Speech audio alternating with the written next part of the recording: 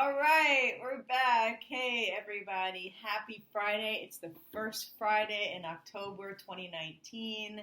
The fall is here, which is why I'm trying to figure out the lighting. The sun is setting in my office at a different time, so you can't see it, but I have all of these.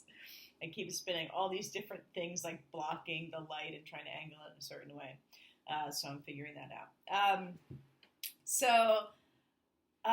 Happy Friday and happy Fridays with Fidelman. I'm Cheryl Fidelman, life coach, trauma healer, and writer, and maybe soon to be a stand-up comedian. I'm trying my hand at some comedy.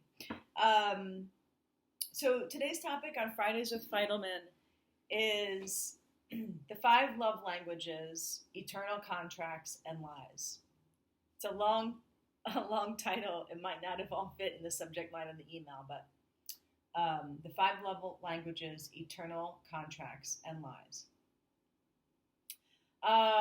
So I'm going to jam a lot in this video today. So when it comes to the 5 love languages, my take on the 5 love languages, and I've had this sort of theory or take on it for a while, but I haven't really wanted to say much about it because people love the 5 love languages, and they've been around since the 90s, I think. I think the book came out in the 90s. I don't want to dampen something or some theory that has been exciting for people, but for those of us who have experienced trauma, for those of us who get caught up in these codependent relationships, I think that the 5 love languages are a detrimental theory. So the 5 love languages are, I wrote them down, words of affirmation, quality time, acts of service, physical touch, and receiving gifts.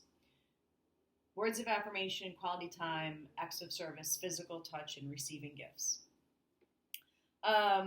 So as the theory goes, and if I, misquote this or say or represent it wrong, please let me know. But that there are different people feel and receive love through different types of expressions of it. Like they may notice that the person they're with loves them or honors them because they receive gifts, but they might not notice it if the person is really of service, right? They might not notice their expression of love in a category that they don't notice it in.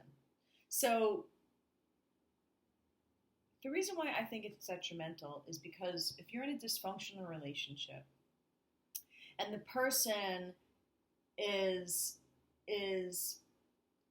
satisfying your love language, like for example, my love language used to be touch, physical touch. I used to think my love language is physical touch, and I used to say that to people, to my friends and people I was dating, and that's my love language.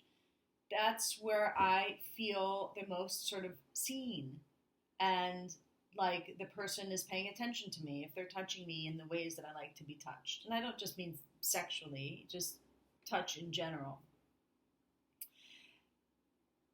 But really what that was for me is that was the area that calmed my nervous system. It regulated my nervous system. And I talked about this in my, I think, codependence and sex video, which was several months ago. So for a lot of people, myself included, when there's a love language that you identify with, oftentimes the experience is that's a love language that relaxes and regulates my nervous system. And if I'm provided for inside of my particular love language, then I will potentially ignore all of the other areas that are out of whack in the relationship. So as long as I was receiving this physical touch, and the physical touch would calm my nervous system and make me feel taken care of, make me feel relaxed, make me feel like I was being provided for and noticed, then I would ignore all the other areas of the relationship where actually that wasn't being provided for me, or I didn't feel that way. And all the other areas where my nervous system was feeling dysregulated. and then the touch would be like, oh, now I'm regulated. Then I could see, ignore, not notice all of the other things that have me feel dysregulated. So that's my sort of theory of the underbelly of the love languages. And certainly in healthy relationships, I think the love languages are a beautiful theory. And it's something great to sort of assimilate into your relationship. Moving on from that, I'm supposed to put a shout out to one of my clients, initials WB. What up, girl? I have a client in my 6-month program who I was telling her my theory about the 5 love languages. She encouraged me to put it into one of my F with Fs, Friday with Fidelmans. All right. So next topic, which kind of has a bit to do with my theory about the 5 love languages, eternal contracts. So the theory of the sort of the definition that I have of the eternal contract is, what are you committed to that is actually not showing up in your life? So what is showing up in your life is actually what you're committed to, right? So people are in dysfunctional relationships, relationships that don't feel right, or they're out of whack, or they're in a job that's actually where they don't feel as healthy for them, and they're working their asses off and they're exhausted, and they're saying, actually, like, I want some other job, I want some other relationship, I want happiness, I want health, I want vitality, I want things to be working in my relationship, I want things to be working really well in my job. So that is not what you're eternally contracted to, because that's actually not what's happening. What's happening in your life is actually what you're committed to. So if you have a relationship that you don't want to be in, or a job that you don't want to be in, what I'm saying is, if you're in it, you're committed to it. If you're in it, your soul has an eternal contract to it. And when I say eternal contract, it's that which you are unconsciously tied to that's running the show. It's really what you're partnered with, right? If you have unhealed trauma, if you are living some other version of yourself,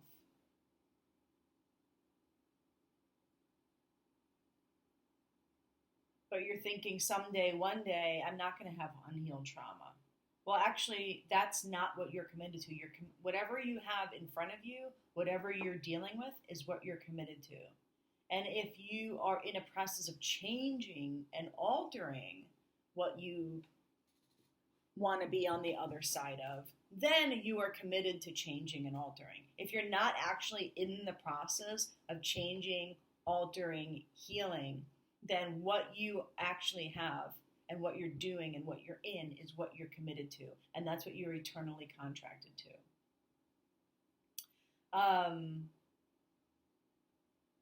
When I was in that relationship, that 3.5-year relationship that I speak about a lot, when I was in that relationship, I thought all the time, I shouldn't be in this relationship. I should not be in this relationship.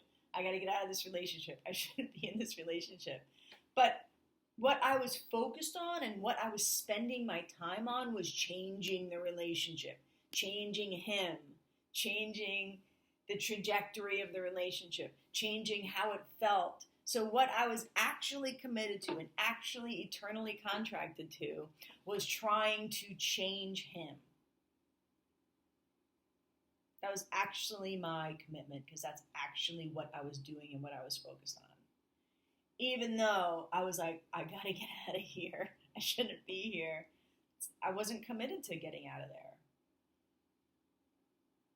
Until I started actually making moves to get out of there. Then I was committed to getting out of there. So, whatever you're doing, whatever you're focused on, whatever the form of the relationship is that you're in or the form of the job, that is what you are committed to. Whether you're complaining about it, whether you want it to be different or not, you're eternally contracted to it. You're doing it, you're in it. That's what you're committed to, unless you're actually in the process of shifting and moving out of it. And that's where uh, the piece of the title of lies comes in. I'm going to use my relationship, the 3-year relationship that I bring up a lot, because I bring it up a lot because that was a turning point, a huge turning point in my transformation. That was like my hitting a wall. Like addicts, they say I hit a wall. That was my hitting a wall. So, I was living this lie. Like I was in a relationship and I was thinking I shouldn't be in the relationship, but I was in the relationship. It's a lie. Me being there, just being in it was a lie. Because I didn't want to be there. I knew I shouldn't be there. And trying to make it work and trying to fix it was a lie. They were all intentions that were driven by lies.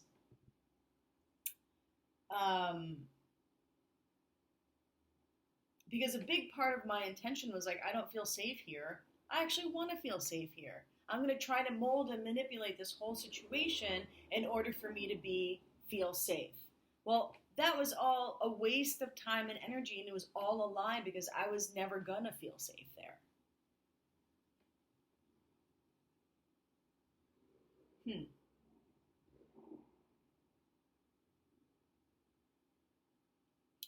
People who are in jobs who are there like, well, I'm in this job because I'm getting a paycheck. It's actually a good job. I'm successful inside of the job.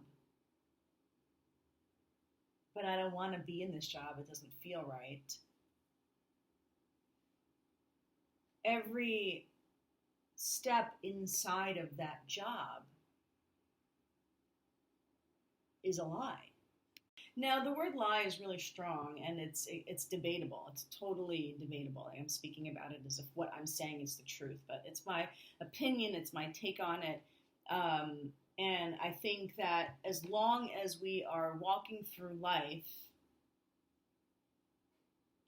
doing things that we don't want to do, hoping they'll get better, hoping they'll be different, accepting context, paradigm that we don't like, that we don't want, but we're doing it anyway, and we have a bunch of excuses as to why we're doing it, then we're committed to a lie. And there are so many. I have actually several clients right now who they're either in marriages or they've moved on, they've gotten divorced, but the marriage was years and years and years of lies.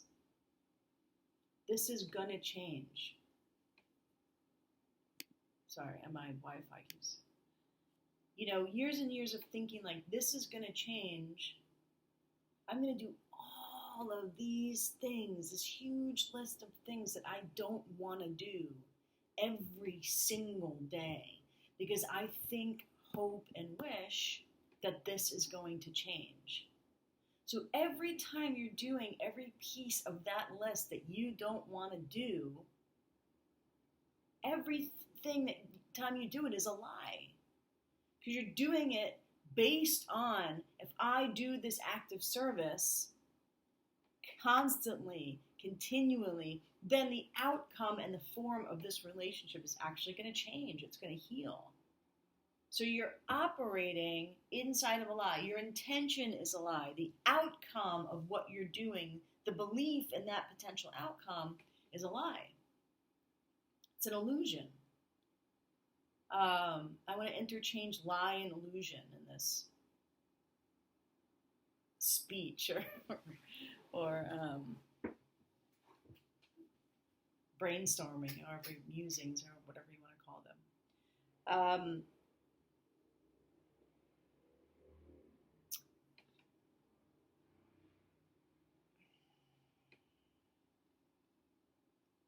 What are we willing to sacrifice for these lies and illusions?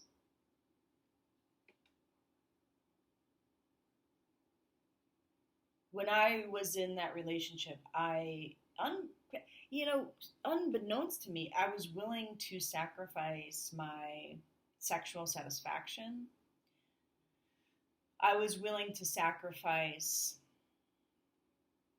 money because I didn't work all that much because I felt like I had to spend time with him to keep him engaged.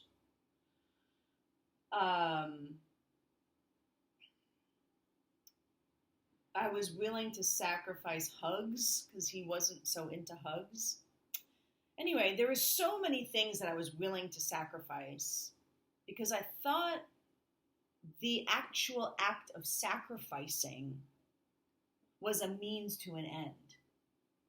Total illusion, total lie.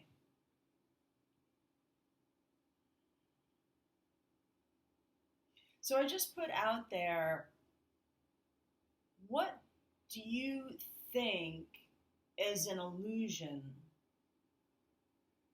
What do you think is a lie inside of how you're operating in one or more areas of your life? Because you think that that lie or that sacrifice or that illusion, there's some payoff down the line for it. Or maybe there's some payoff now, currently. I really want to close the gap of illusion and lies. And the more and more we close it, and the more we meet and have full contact with ourselves and with other people.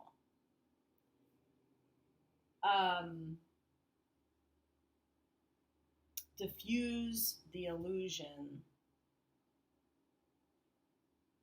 Where and what areas can you diffuse the illusion?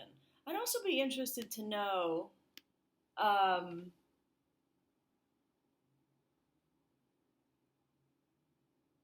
what you think your life would be like if there was 100% no illusion. Like you weren't eluding yourself, you weren't eluding other people, people weren't eluding you. Like what would that be like? And it might be like some pie in the sky, fantasy life. But if actually if we can say that that's attainable,